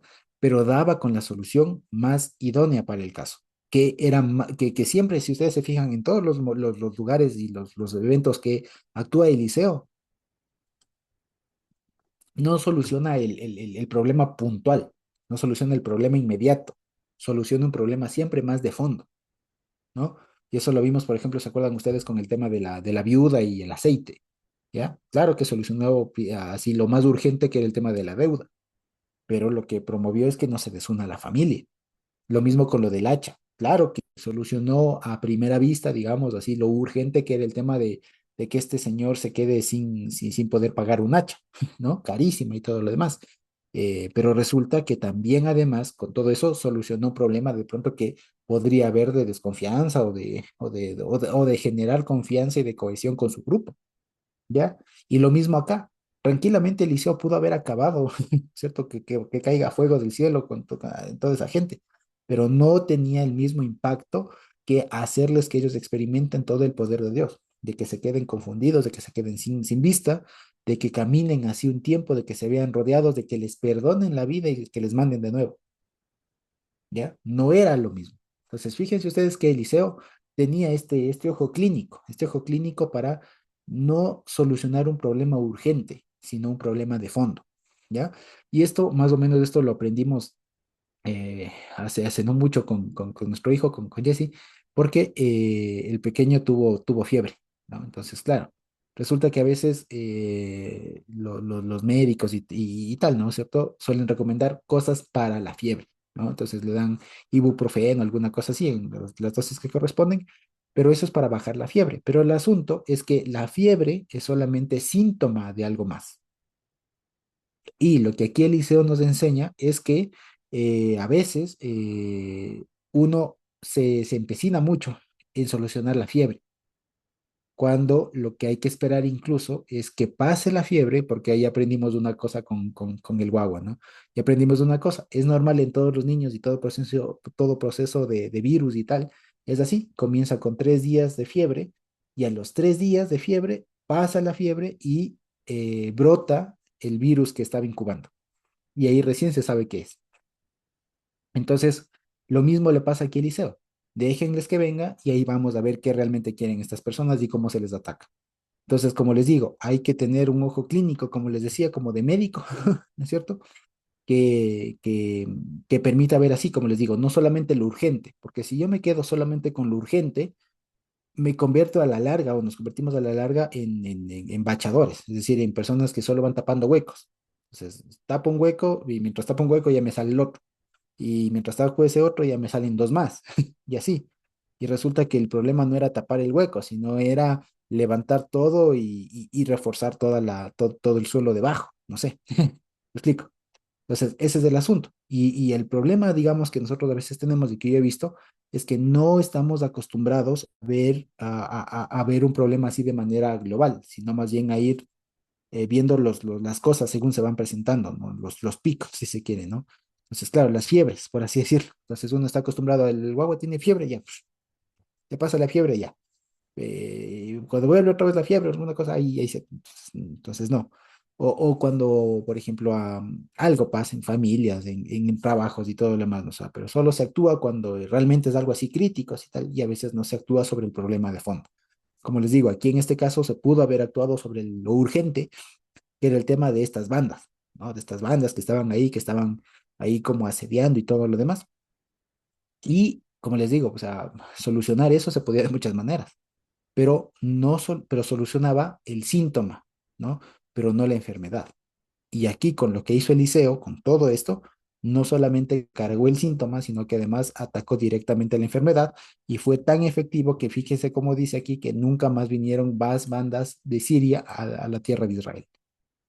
Entonces, a esto era lo que apuntaba, ¿ya? A que no vengan más las bandas de Siria, no a que no vengan esas bandas, sino que en realidad ese problema se acabe. Entonces, fíjense ustedes, por eso les decía que Eliseo es un crack, porque él tiene capacidad y él se aprende mucho de Eliseo para ver en realidad el problema de fondo, ¿ya? Pues les decía, la deuda, sí, es muy importante, es muy difícil y todo, pero el problema de fondo es otro. Sí, las bandas de estas de aquí son un problema, como decía aquí, haciendo un problema, digamos así, un símil con una situación actual nuestra, ¿no? Muy ecuatoriana de hoy. Digamos, sí, el problema es la delincuencia. Bueno, ya, eso es el síntoma, si se quiere, pero no es el problema del fondo. El problema de fondo es otro, o puede ser otro, u otros, o varios. Entonces, ¿qué queremos atacar? ¿El síntoma o la enfermedad, el virus de fondo? Es lo mismo, ¿ya? Entonces, eso, básicamente. Y esto es una cosa muy importante que siempre les he comentado, que es una buena perspectiva que nosotros tenemos que tomar. Cuando se nos presente un problema, hay que analizarlo con la suficiente calma, con la suficiente prudencia para poder ver todo lo que está detrás de lo que ahorita nos están presentando. No es que es urgente, es que aquí están. A ver, calma, calma. Veamos bien todo, ¿ya? Es como, por ejemplo, ahora, ahora nomás me llaman y les cuento así, ¿no? Me llaman y me dicen, vea, señor, usted se ha ganado y tiene una oportunidad gratuita para que se haga un examen, usted y una persona más, y no le cobramos nada, un examen de no sé qué, unos cuantos exámenes ahí, y venga, estamos aquí atendiendo, venga, tal. Entonces les digo, perdón, pero hoy no puedo. ¿Y cuándo puede? Y no sé qué, pero verá que esto ya es por tiempo limitado y no sé qué. Entonces, cuando alguien nos presenta siempre algo así de manera urgente, pues seguramente no es tan urgente, ¿ya? Y analizándole más de fondo, claro, digo, a ver, nadie ofrece algo gratis, ¿no? Nadie ofrece algo gratis. Seguramente si es que uno va y le encuentran algún mal a uno, le van a ofrecer un montón de tratamientos o de productos o de cosas que ahí es donde gana la gente. Entonces, no voy a ir a eso. Además de que chavos. Pero lo que quiero decir es, fíjense, si uno no tuviera, digamos, ya alguna experiencia en eso, pues uno diría, ah, qué chévere, me están ofreciendo algo gratis, ¿no? Y urgente ahorita, porque si no voy ahorita se me pasa la oportunidad y es gratis y es mi salud. Uno ya sabe en el fondo lo que quieren es vender algo. ¿Me explico? Les pongo este ejemplo así de manera que es algo que me acaba de pasar a mí hace unas horas. ¿Ya? Entonces, eso por ejemplo. Y cosas pasan en todo lado, pasan en la familia, pasan en los trabajos, pasan un montón de cosas. Ustedes dense cuenta, pasa en el país, ¿ya? Que estos picos y por ejemplo, el país vive, lastimosamente, por ejemplo, nuestro país en cuanto a lo financiero, vive tapando huecos.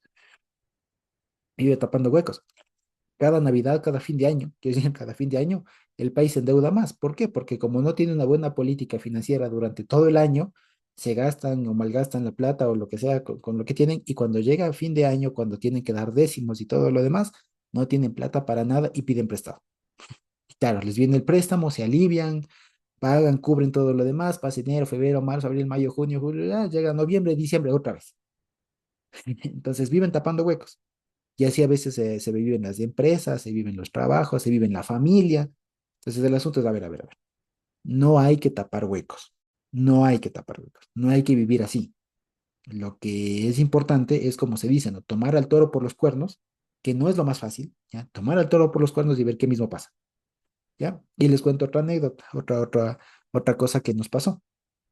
En mi trabajo nos vienen casos y nos vienen, o sea, tenemos que resolver un montón de casos cada mes, ¿ya? Cada mes nosotros resolvemos como, solo en admisión, como solemos decir nosotros, resolvemos como 50 casos por juez y en total como 150 por tribunal. Entonces es una cantidad enorme de trabajo en realidad. Y el asunto es que, ¿qué pasaba en tiempos antiguos? Por ejemplo, hace unos años, ¿qué pasaba? Que claro, como los asesores tenían otra formación, decían, ah, caso difícil, déjalo, solo los fáciles. Entonces comenzamos a dejar todos los fáciles, hasta que cuando echamos a ver, resulta que estaban represados todos los difíciles. Y como eran difíciles, daba cosas un poco a veces así como que abordarles, ¿no? Entonces, no, pues hasta que hubo que implementar la política de, a ver, no, a ver, se acabó este tema de solo los fáciles. Si es que te viene un difícil, afrontalo el difícil y sácalo el difícil hasta que te salga. O sea, no te puedes hacer de el loco, porque si no te vas a acumular y te complicas y complicas el trabajo a todo un montón de gente. Entonces, sí, eso es algo que también les puedo decir. Si es que hay un problema, finalmente, no hay que hacerse los locos. Tampoco hay que buscarle la salida fácil. Si es que es un problema difícil, como el de aquí del liceo, hay que afrontarle con la madurez y con la rigurosidad que se requiere, ¿ya? Porque si algo nos enseña aquí también de todo esto, el liceo, es que el liceo no le huyó al problema, no le huyó. Ya tenía experiencia, sabía un montón de cosas, tenía lo que se necesitaba para enfrentar y no le huyó, no huyó al problema.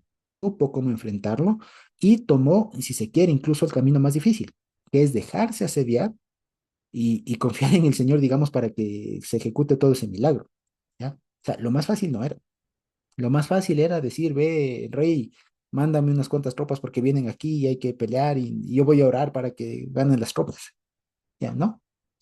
Prefirió quedarse indefenso, entre comillas, ¿no? Confiar en el Señor y actuar de otra manera que era totalmente más complicada, digamos, difícil desde un punto de vista humano, más difícil, pero la más efectiva y la más satisfactoria al final del día. O sea, si es que queremos afrontar, digamos, y aprender algo ya práctico para nosotros de aquí del liceo es eso. O sea, cuando les viene un problema muy complicado, casi imposible, ¿no es cierto? No, primero, no lo evada. Ya, si usted evade un problema de esta magnitud, eh, tarde o temprano le va a tocar enfrentar. Entonces, más vale que lo haga pronto, ¿ya? Segundo, no se lo tome a la ligera, ¿ya? No se lo tome a la ligera. Es verdad que va a haber muchas salidas fáciles, ¿ya? Muchas salidas fáciles, pero no siempre las salidas fáciles son las mejores o son las correctas.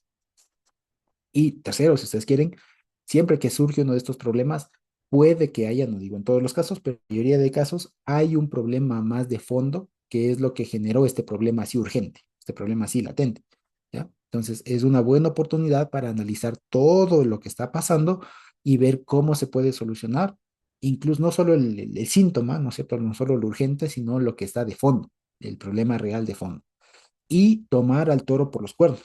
Es decir, no hacernos los locos y afrontar el problema, como se dice, pecho a las, como solemos decir aquí, o sea, ir de manera frontal, confiados en el Señor y a saber qué hacer. Y vamos y hacemos, y si es que es complicado, lo hacemos, nos armamos, lo que sea, pero vamos y lo solucionamos. Y una vez que lo solucionamos, gracias al Señor, damos gracias al Señor y contamos el testimonio.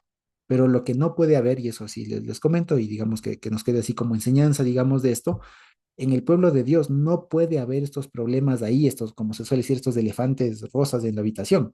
Ese es el elefante de la habitación, como se dice, ¿no? En inglés, the elephant in the room. No puede haber estos elefantes en la habitación que está ahí y todo el mundo lo ve y nadie dice nada. Ya, eso no puede haber. Eso no debería haber. Si hay un problema de tal magnitud, vea, a,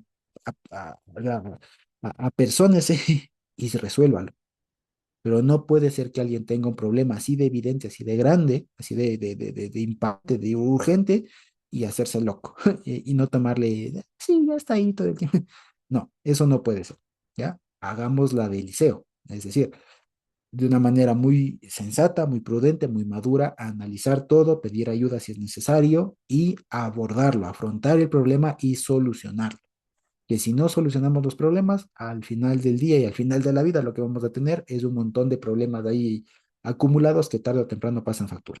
Entonces, el asunto es aprender a tener, como decíamos ayer, ¿no? Tener un ojo que esté lo suficientemente claro como para que pueda ver las cosas con luz y pueda dar una solución adecuada, ¿ya?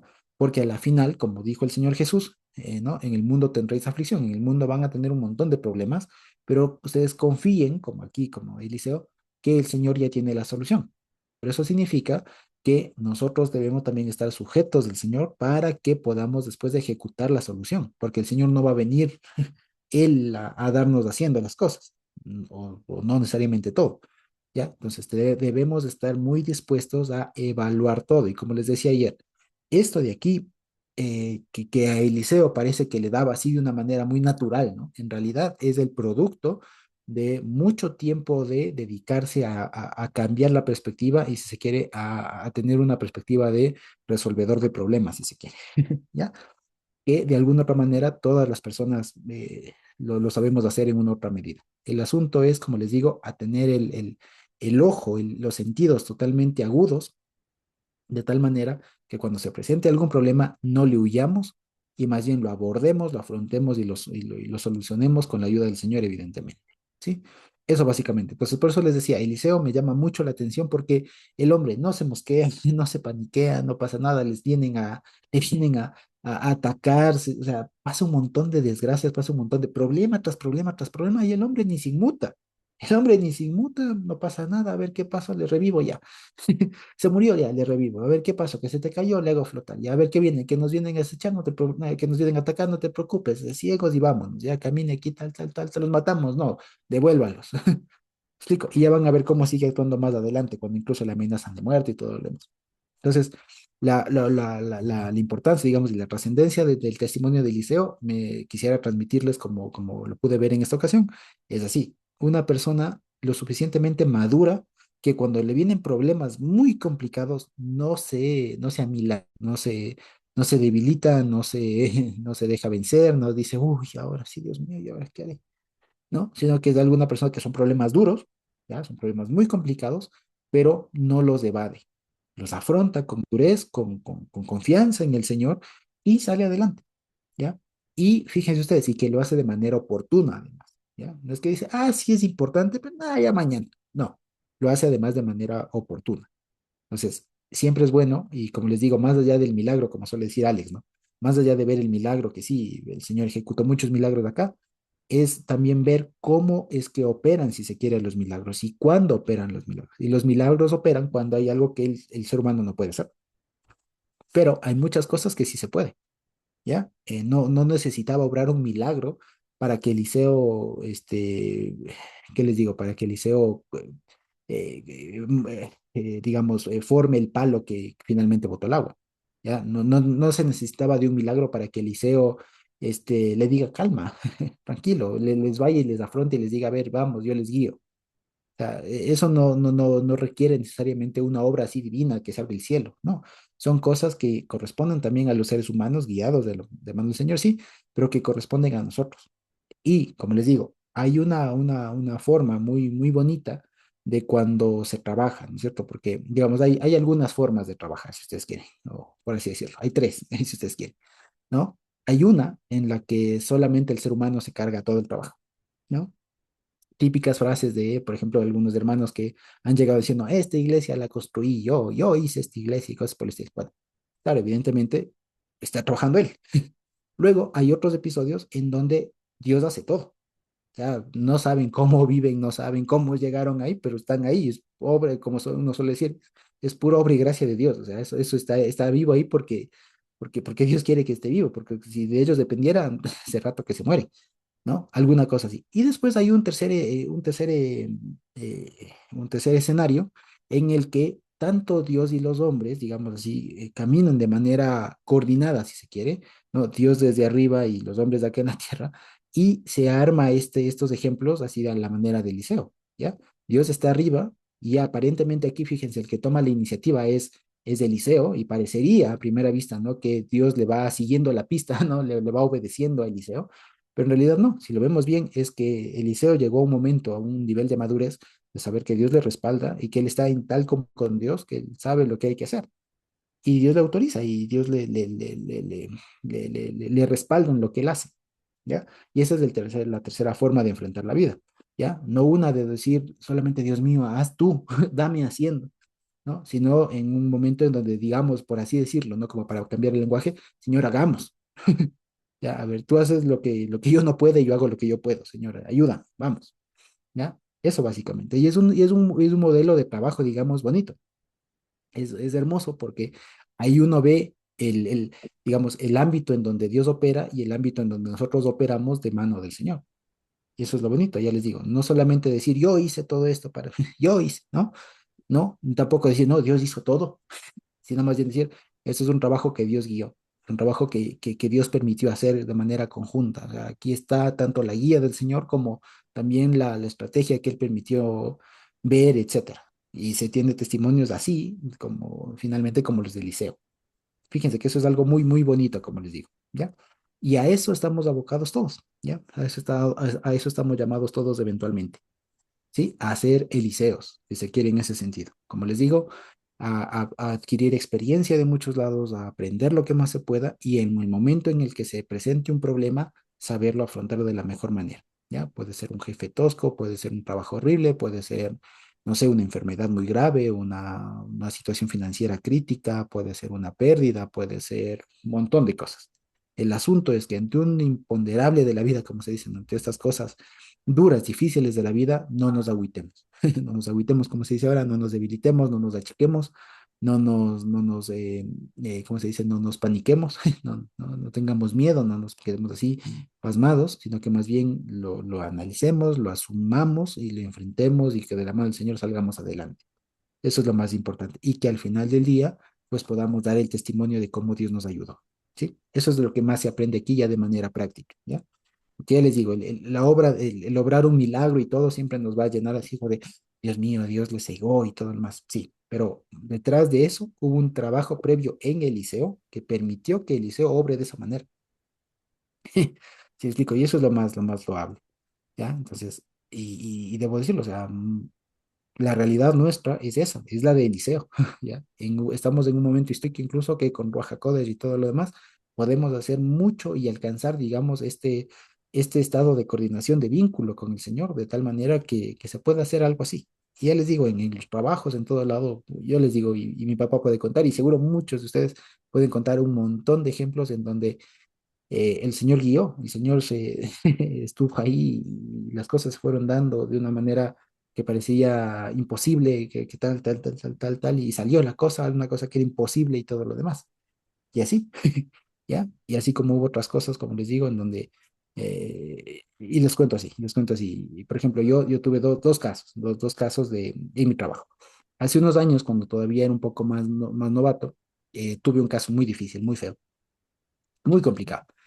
Y como eso se aprueba por pleno, es decir, por la aprobación de 9 jueces, de todos los 9 jueces, no solamente del mío, mandamos un proyecto de sentencia y nos cayeron durísimos. O sea, básicamente nos observaron todo y era horrible resolver eso. Era horrible porque unos apuntaban por un lado, otros por otro lado.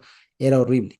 Yo genuinamente, y eso ya tenía que modificarse para el otro día. Y yo sí dije, Señor, aquí no llego. Aquí no llego y no llego y no llegaré. No, y no, o sea, no sé cómo lo voy a hacer, Señor, no, y nadie me va a ayudar. De ley me toca a mí y no sé cómo lo voy a hacer, Señor. En tus manos estoy. Como nunca, esa reunión de los jueces del otro día por alguna razón se suspendió. Y Dios obró un milagro que ese rato se suspendió eso y me permitió tener hasta la otra semana para hacerlo.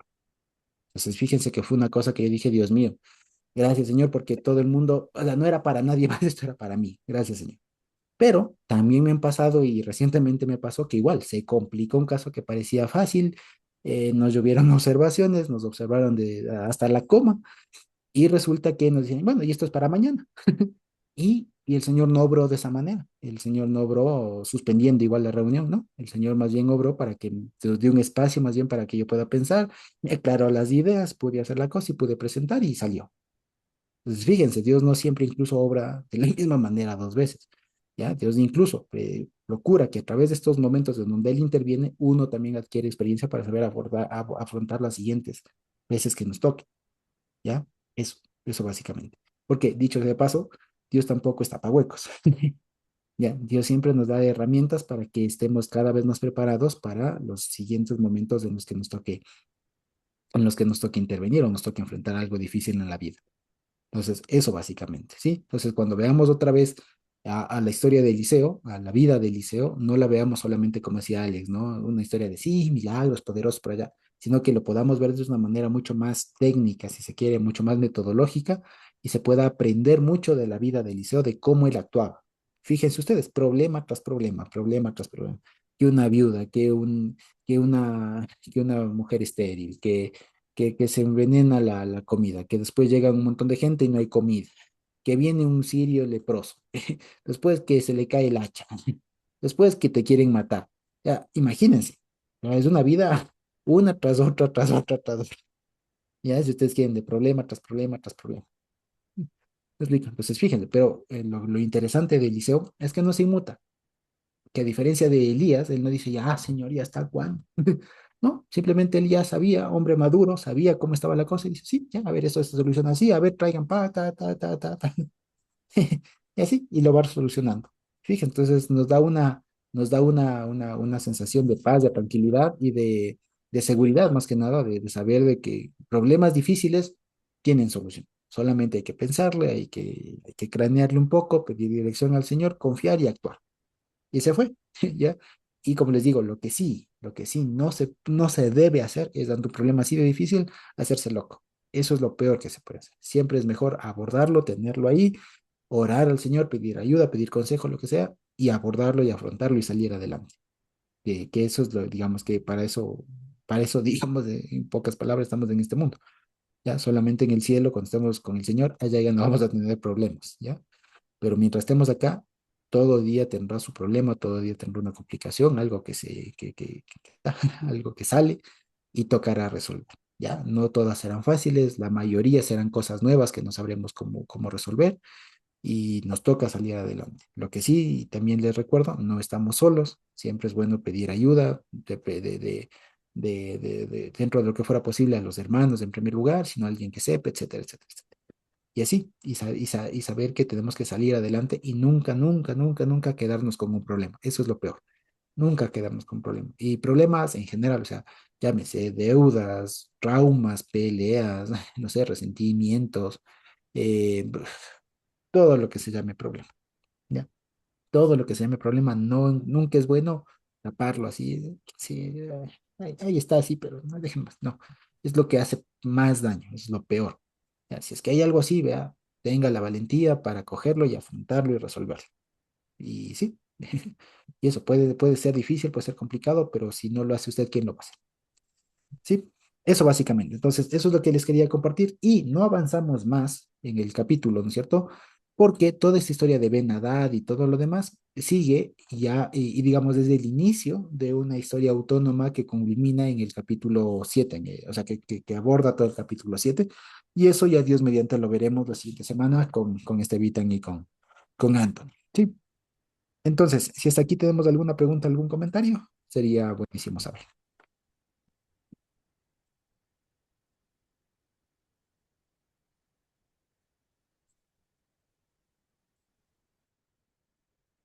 Ah, el Dios. Yo quería comentar algo, José. Sí, por favor. Bueno, no sé, me llamó la atención justo esa capacidad que tú dices de Eliseo, de que es un crack de resolver problemas. Y lo que único que tenemos los seres humanos día a día son problemas. Desde que te levantas, vas en el carro, en el bus o donde sea, llegas al trabajo. O sea, son problemas y decisiones que decidir, decisiones que tomar. Y entonces justamente ayer yo estaba haciendo una consultoría en una cooperativa y le estaba entregando un plan estratégico y le decía al gerente, ¿no? Y me daba cuenta, imagínate una empresa cuando la alta dirección ve los problemas y no toma las decisiones. y es grave porque le puede llevar a una empresa a una toxicidad y eso afecta el rendimiento de la empresa. Entonces yo le decía al gerente, este plan lo puede hacer cualquier profesional, pero el éxito de ello es comenzar a tomar esas decisiones que son difíciles y que van a tocar a personas y tal vez riesgo, ¿no? Entonces, no es tan fácil. Y lo otro, cuando también veo que hay cosas que se están repite y repite y repite como un patrón. Es como que si logras resolver, alguien logra resolver esa cosa que está, como tú decías del ejemplo de la inseguridad en el país, nadie da, porque nadie se ha atrevido a tocar esa cosa que desenlaza y que acabaría con todo. Y es, o sea, creo que esa es una virtud de las personas, el poder tomar decisiones, resolver problemas y tomar decisiones que incluso tienes que ir en contra de la corriente. Eso nomás quería aportarles que de pronto venía el caso con esto de Eliseo y las cosas que él ha tenido que resolver. Así es, amén, así es. Gracias, Alexandra. ¿Quizá alguien más? ¿Alguna pregunta, algún comentario? Y si no, creo que podemos terminar por hoy la grabación. Bien, bueno, Dios bendito.